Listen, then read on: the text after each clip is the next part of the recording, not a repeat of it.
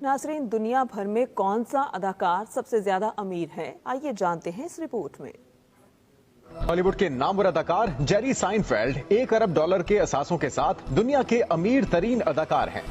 World of statistics की समाजी राब्ते की वेबसाइट ट्विटर पर अमीर तरीन अदाकारों की जो फहरिस्त जारी की गई है, उसके मुताबिक दूसरे नंबर पर हॉलीवुड अदाकार टाइलर पेरी का नाम है। उनके असासों की मालियत भी $1 अरब है। $80 करोड़ असासों के साथ दी रॉक के नाम से मशहूर साबिक रेसलर और अमेरिकी अदाकार ड्वेन जॉनसन तीसरे नंबर पर रहे, जबकि चौथा नंबर बॉलीवुड के किंग शाहरुख खान का है, जिनके कुल असासों की मालियत $77 करोड़ अमेरिकी है। मशहूर अदाकार टॉम क्रूज $62 करोड़ असासों के साथ 5वें नंबर पर हैं।